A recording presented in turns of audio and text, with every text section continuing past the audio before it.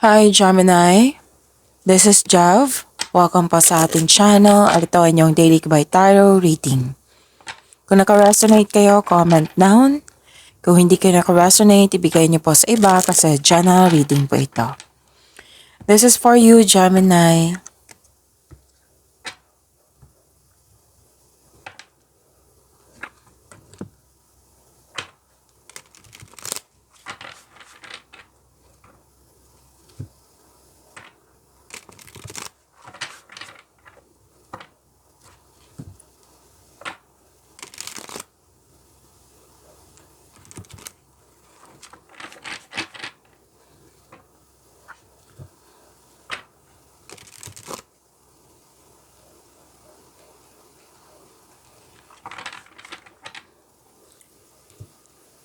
Para po ito sa inyo, Gemini.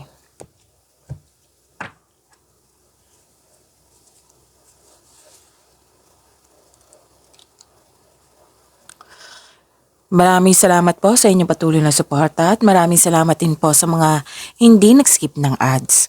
Gamitin ang reading na ito bilang gabay lamang. Sa mga hindi pa nag-subscribe, subscribe na po kayo at click bell notification para malaman nyo na may bago tayong video. Para sa mga gustong magpa-reading, comment po kayo ng personal reading. Again, comment kayo ng personal reading and check my reply sa comment section. Sa mga may napansin o baka may napansin kayo, kumakain po ako ng Strepsils kasi kailangan po.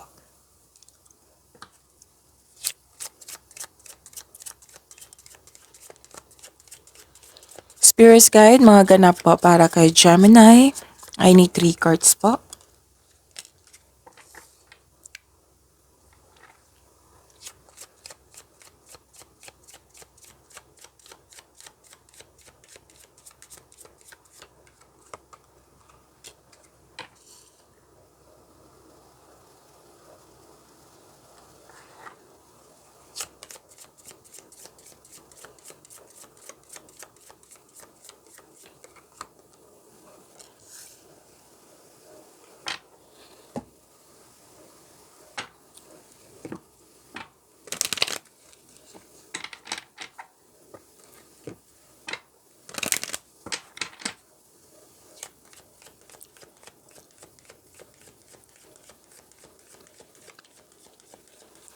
Spirit's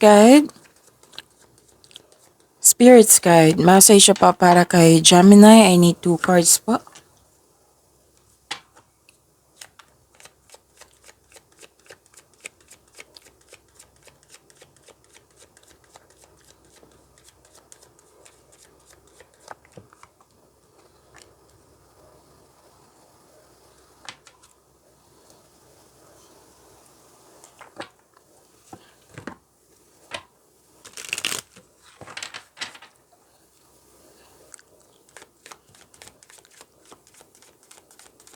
Message pa sa career and money ni Gemini.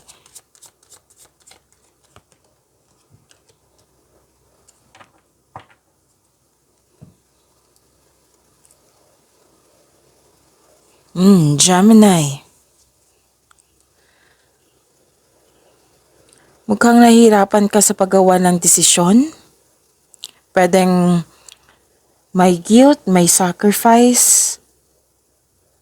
Pwedeng nag-alala ka sa isang tao.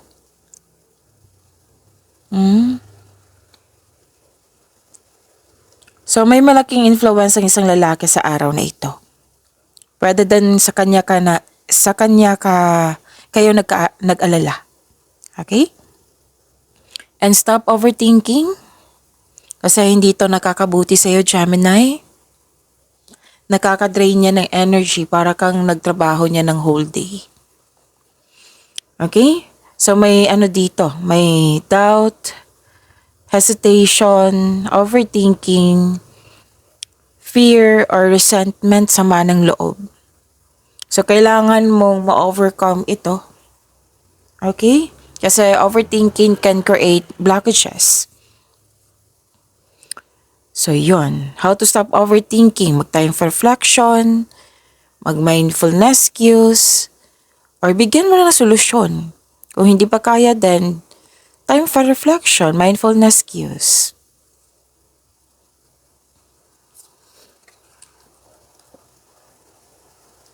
Message for you, have faith in your dreams. Baka ang ilan sa inyo dyan nawala ng pag-asa or nahihirapan, nabibigatan. Have faith in your dreams. Dreams do come true. Ilang beses yan na sinabi sa iyo ng cards. And take time to breathe out. Kailangan ng pahinga, tamang pahinga. Itong overthinking na ito na nakaka-drain talaga ng energy yan. Parang pagod ka. So have faith and take time to breathe out. Okay? Baka lang ang ilan sa inyo nagpasobra na sa trabaho, hindi lang sa overthinking. And message for your career and money, be flexible. Adapt slowly by using versatility, compromise, adaptation, change. So kung may changes dyan, nanibago kayo, and I believe ma-adapt mo yan kasi matalino kayo at observer. Kahit i-research mo yan. Okay, so yun, be flexible in your methods.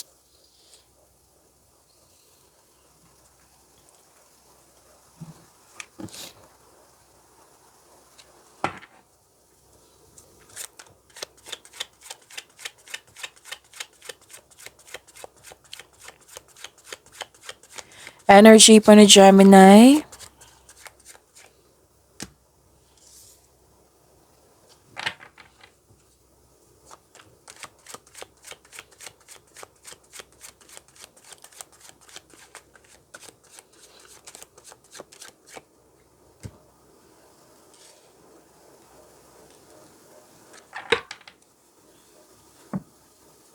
Kung may narinig kayo or may nakita kayong repeating message, yan yung pinupush ng cards sa inyo. Like for example, nanood kayo ng May 19 and May 20 na video reading, tapos may napansin kayo na repeating message. Yan po yung pinupush ng cards nyo na kailangan yung bigyan ng atensyon, solusyon, at aksyon kung maaari po. So ano yung energy ni Gemini?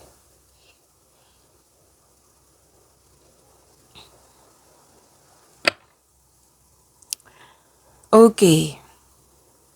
Huwag kayong mag-focus sa kulang ha. Oo. Pwedeng may naalala kayo sa nakaraan sa mga nangyari na like for example na nalampasan mo yung opportunity at ngayon kailangan mo yun. Example lang po yan. So let things go. Yung nangyari na, huwag kayong mag-focus dyan sa mga nakaraan. Mag-focus kayo sa present. Help yourself. Okay? Kasi kitang-kita ko dito nag-focus kayo sa sa wala sa'yo, sa nakaraan din.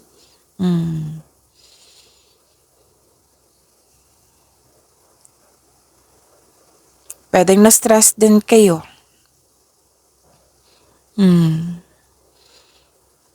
So this card asks you to believe in yourself. Think positive na makabangon kayo. And have faith ng divine can lift you out of any period of loss.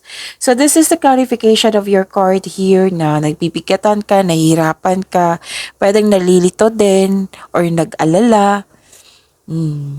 So ito yung clarification from your oracle cards to tarot cards here. Most likely na naalala nyo yung nakaraan. Okay?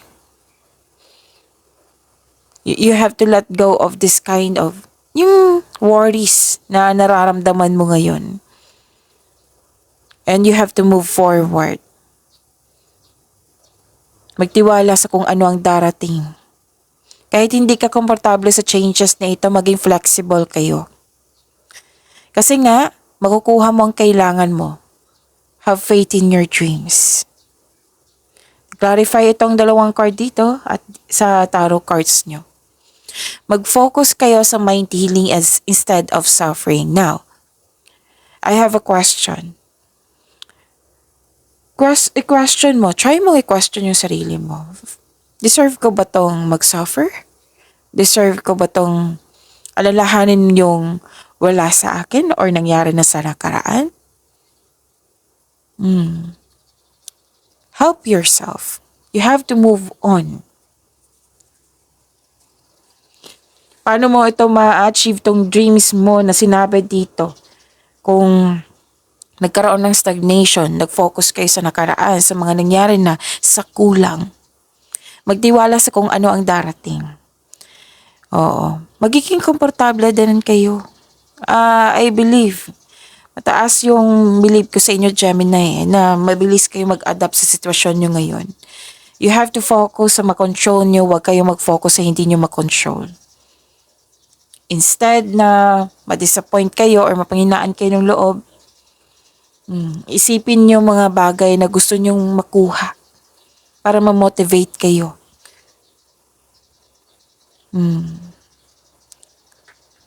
So focus and have faith. I-release mo yung negativity kasi nakakasama yan sa iyo. Oo, palitan mo ng positibo na ma-motivate ka ulit. Yung positive affirmation yung na-mention ka kahapon, kung hindi ako nagkakamali, nakakabuti yan sa iyo. Like for example, you're creating blockages. Hindi ko to kayang, bigat, hindi to matatapos. Instead, matatapos ko to. Kailangan ko lang ng time management, kailangan ko siguro ng tulong, kailangan ko ng mag-move forward, kayanin ko. Matatapos ko rin to, magiging successful ako, matutupad yung pangarap ko sa buhay. Yun. Example po iyan. Okay?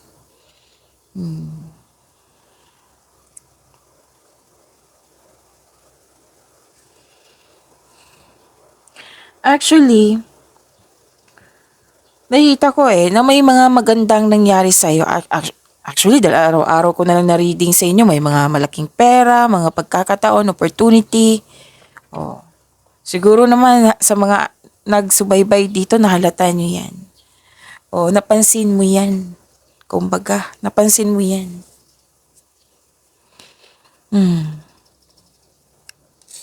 Nakikita ko naman dito na at the end of the day, magpo-focus ka. I-release mo lang tong mga nararamdaman mong negativity. Kaya mo yan. Okay? So, dito tayo mag-focus sa wealth engine, sa wealth. Actually, nakikita ko dito, sunod-sunod yung dating ng opportunities or di kaya'y pera. Kasi may nakita kong pera dito. Actually, yaman to Gemini. Wealth. At natuwa ako, natuwa ako kasi nung natanggap itong pera na ito, willing ka din na i-share sa iba. Lumabas ito kahapon sa inyo, kung hindi ako nagkakamali. Pero ito, yaman na to Oo. Nakikita ko dito na some of you sunod-sunod yung dating ng pera.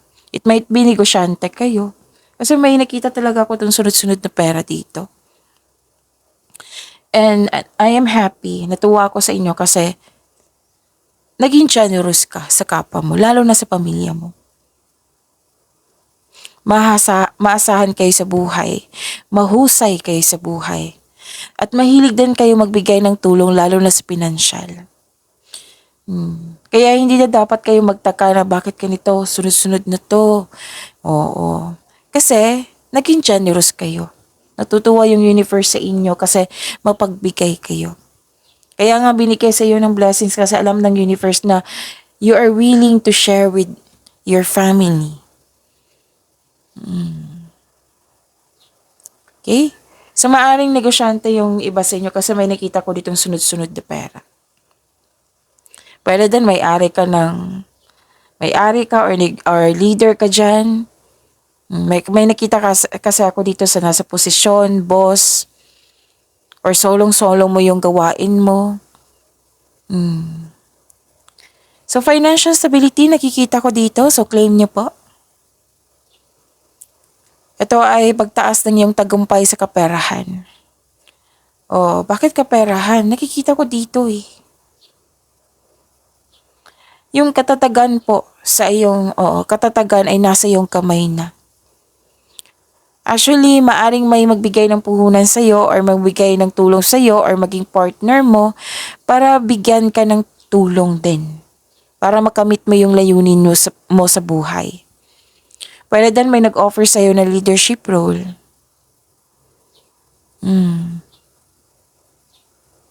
Yun. So, this is an action towards your goal. So, financial stability and sobrang generous mo sa kapwa mo.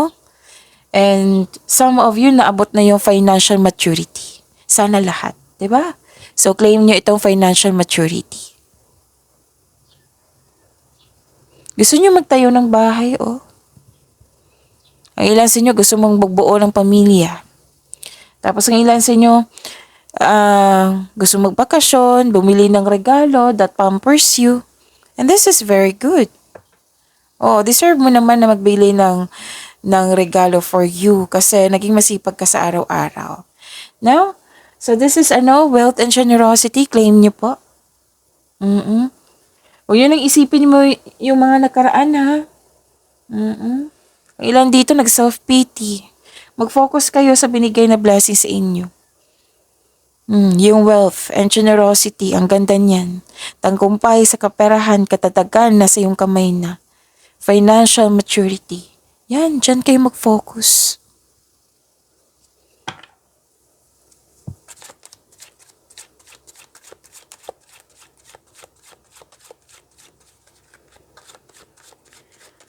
Career and money ni Gemini.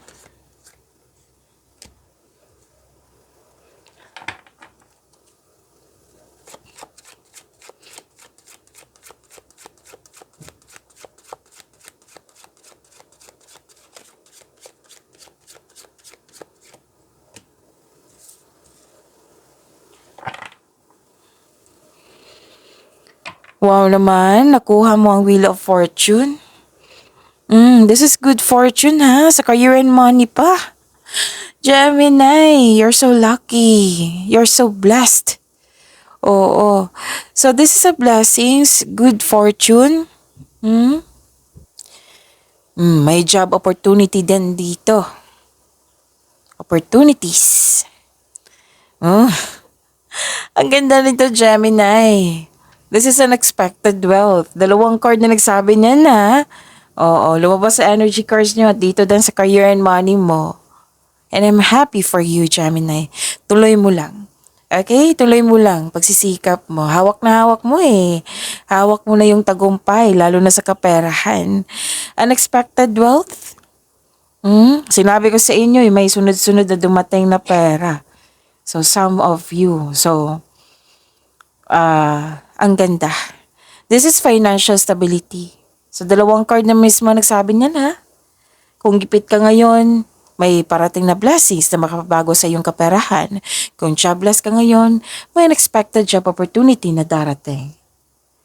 So, this is a confirmation ha, na may malaking pera na matatanggap mo po. Gemini. Wow, Gemini. Na-amaze ako sa inyo. So, meron malaking pera na parating sa inyo na matatanggap nyo po ngayon or parating pa po ito. Whether then na marami kang kliyente ngayon, customer, project na makapagbigay sa iyo ng malaking pera. Maraming benta, ganun.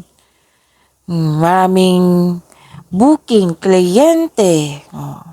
Diba ang ganda? So claim nyo po, Gemini, ang ganda po. This is cycles. This is change.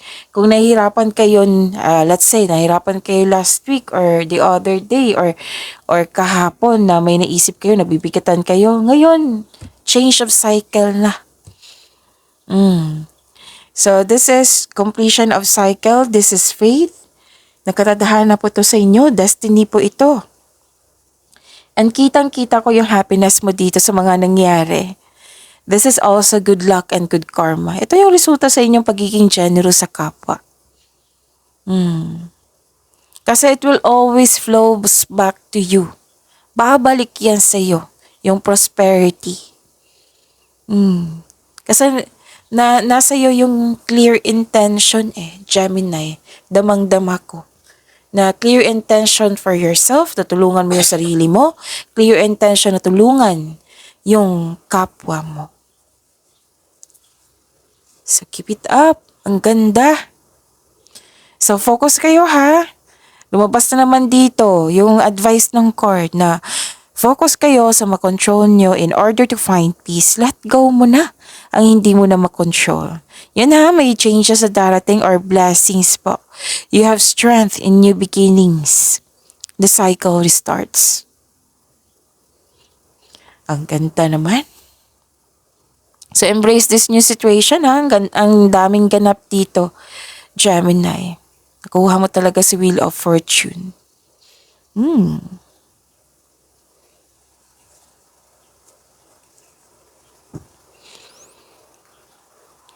So, dalawang card na nagsabi dito na umiwas kayo sa toxicity ha. Yung nagbibigay ng stress sa'yo, put limitation, boundaries, umiwas na lang. Mag-focus kayo sa binigay sa inyong blessings, sa malaking blessings. Okay? If I were you, mag-focus kayo sa mga binigay sa inyo na blessings. Pagyamanin nyo. So, yun, dalawang card kasi nagsabi dito na may naalala, lumabas siya dito sa energy cards niya dito, na may naalala kayo sa nakaraan, like, nag-invest ka ng time and effort sa ganitong bagay or sa isang tao or sa isang sitwasyon. At akala mo yun na pero hindi pala. So, why not mag-focus kayo sa dumating ngayon na blessings? Instead na mag-focus kayo sa ganyan. And be careful din kayo sa pagtanggap ng offer po na galing sa isang tao. Oo, lalo na sa bagong kakilala nyo. Oo. At kung bagong kakilala to or bagong offer sa iyo, alamin ng mabuti kung karapat-dapat, kilalanin ng mabuti kung karapat-dapat. Okay? Yan yung paalala ng card niyo po.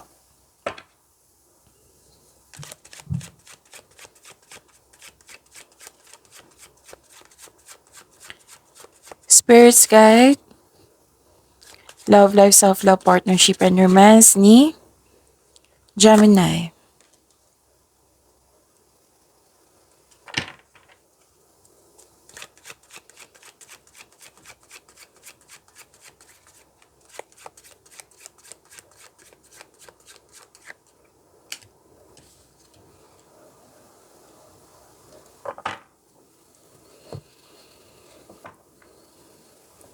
Nakikita ko dito na nagkaroon po ng okay, may encounter kayo ng immature na tao. Oo, nagbigay ito ng sakit ng ulo. Pero kayang-kaya mo to eh. Binigyan mo ng pasensya. Tapos sa mga marelasyon, blooming kayo ngayon that has the potential to be stable. Sa mga single, naging practical kayo sa buhay romansa, interesado ka lang sa mga stable na at trustworthy. Ang ilan nga sa inyo dito, kakasimula lang pumasok sa relasyon. At maging bukas din kayo sa mga advice ng mga nakakatanda or may well-experienced na sa buhay.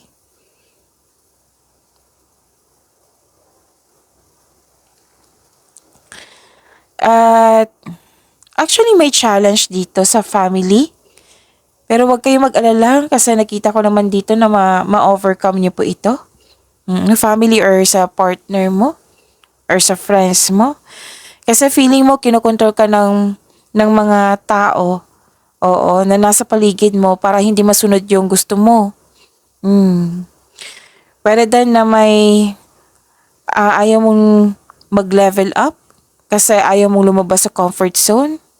Pwede din na may concern sa third party or may secret affair. Pwede, okay, so may sabi dito may ilan po nag-take advantage sa iyo.